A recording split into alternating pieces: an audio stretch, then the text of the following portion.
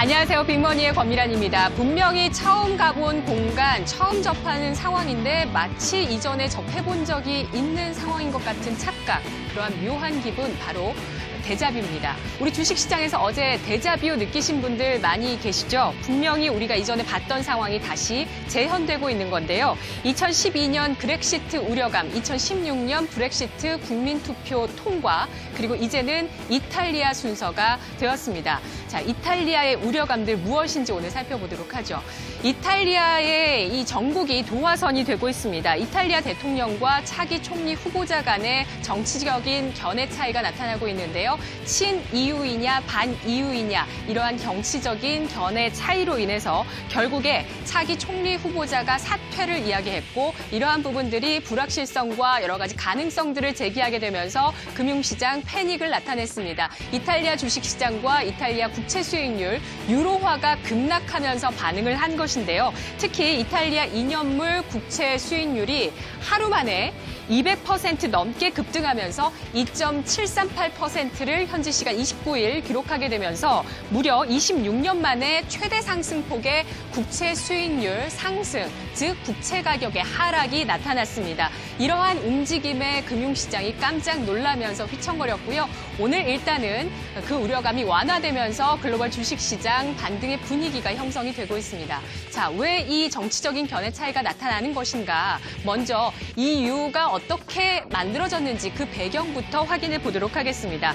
유럽연합은 1993년 11월에 만들어졌는데요. 1940년대 영국 수상이었던 윈스턴 처칠이 유럽에도 국제연합, UN 같은 그러한 공동체가 필요하다라는 필요성을 한 연설에서 역설을 하게 됩니다. 이러한 것들이 결국에 유럽 공동체, EC로 만들어지게 되고 EU, 유럽연합 탄생의 배경이 되었던 것인데요.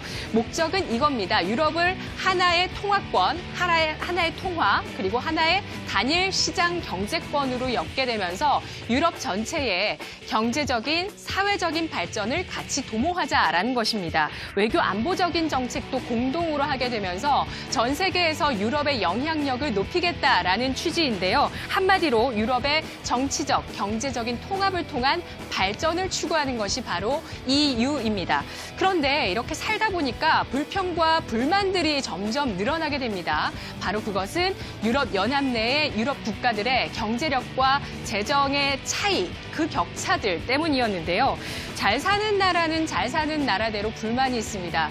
못 사는 나라, 재정이 좀 어려운 나라들이 있다 보니까 EU 분담금을 많이 내야 된다라는 부담이 있고요. 이러한 부분들이 현실적으로 나타났던 것이 바로 영국에서 브렉시트 국민투표로 현실화됩니다. 이게 큰 이슈가 돼서 화제가 됐지만 이 밖에도 프랑스나 덴마크 같은 재정 여력이 좋고 경제력이 좋은 국가들, EU에 계속 남아있어야 되냐, 탈퇴해야 되는 것 아니냐라는 목소리들이 점점 높아지고 있는 것이 현재 현실이라고 합니다. 또 재정이 어려운 나라는 어려운 나라대로 이 빚이 많아서 유럽 중앙은행 등에 의해서 구제 금융을 받아야 하는데요. 이게 또 불만입니다. 구제 금융을 받기 위해서 계속 빚을 내다 보니까 채무의 마감 기한이 다가오죠. 마감 기한이 다가오면 너네 아직 이거밖에 빚 못 갚았냐, 이러한 이야기를 듣게 됩니다. 따라서 너네 정치적으로 재정 정책을 좀 펴야 되겠다라는 그러한 참견을 받게 되는 것이죠. 그래서 긴축 정책이나 증세를 요구하게 됩니다. 이것이 국민들의 불만을 사게 되는 것인데요. 따라서 긴축에 대한 반대와 찬성 의견이 나뉘게 되면서 이것이 정치적인 대립으로 이어지고 유로존을 탈퇴하는 것이 어떻겠느냐라는 목소리가 점점 더 커지고 있는 것이 재정이 빈곤한, 경제력이 조금 빈약한 이런 국가들의 입장인 것입니다. 이것이 그렉시트로 현실화가 되었었는데요. 2012년 당시 국채 만기 돌아왔을 때 이 구제 금융 연장을 신청해야 되는데 그러려면은 트로이카가 요구하는 부분들을 수용을 해야 됩니다. 그런데 당시 포퓰리즘 정당 쪽이었던 그리스의 치프라스 총리가 기존 정권의 긴축을 끝내겠다라고 국민들에게 계속 표명을 하는 것이죠. 그리고 유럽 쪽에는 우리 채무 많은데 탕감 좀 해주시오라고 이야기를 하게 됩니다. 헤드컷을 이야기하는 것이죠. 국민들은 이들 정책에 환호를 하게 되고요. 지지를 보냈지만 트로이카는 구제금융 연장을 거부하는 거부권을 행사하게 됩니다. 정치권이 그 사이에서 굉장히 난감하게 됐는데요. 결국에는 정치권이 한 발 물러서게 됩니다. 채권단의 요구를 반영한 경제개혁안을 내놓게 되었고 그리스가 이것을 제출한 것을 채권단이 승인하게 되면서 그렉시트 리스크가 주식시장에서 사라지게 된 것입니다.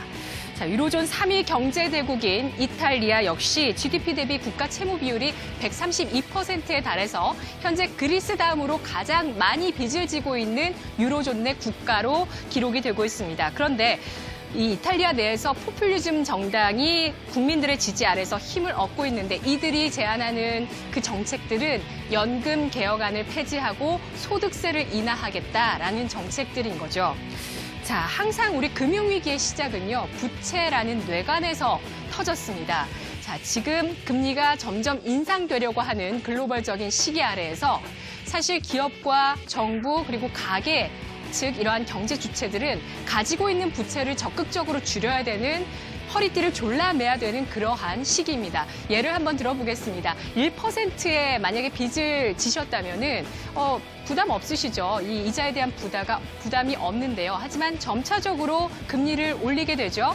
2%의 이자를 내가 받게 된다라고 했을 때 상상을 해보십시오. 나의 빚에 대한 이자는 1%포인트 늘어난 금리이지만 이자에 대한 부담은 2배나 늘어납니다. 그리고 이러한 부분들은 점차 더 부담이 확산되는 것이죠. 따라서 국내에서도 부동산 규제 정책이 나오는 부분들이 과도한 대출을 막기 위한 한 발 앞선 정부의 움직임이라고 볼 수 있겠습니다. 가계부채가 많은 우리나라에서도 현재 부동산 대출을 제한하는 이러한 일부의 긴축 정책이 나오고 있는 건데요. 유럽연합 국가부채의 2위권을 기록하고 있는 이탈리아가 과연 EU를 엑시트할 것인가? 그 가능성에 대해서는 현재 시장에서 굉장히 낮다라고 바라보고 있습니다. 자, 이러한 부채라는 뇌관이 시장 전면에 노출되어 있는 상황에서 우리가 체크해야 되는 변수는 국채 수익률과 금리 그리고 유로화와 달러와 같은 환율이 될 텐데요. 이탈리아발 위기 경고음으로 그래도 우리가 조금 안심할 수 있는 부분들은요. 유럽 중앙은행에서 계속해서 유동성 확대 정책을 유지할 수밖에 없는 상황이 됐다라는 부분입니다. 자, 과연 이 부채 국가들의 긴축 움직임 그리고 유럽연합에서 유럽중앙은행에서의 유동성 확대 정책이 이어지면서 우리 주식시장의 밸류에이션 PER 9배 수준 부각될 수 있는 그러한 본격적인 시기가 올지 기다려보시죠. 이 시각 주요 경제 뉴스 오상혁 아나운서입니다.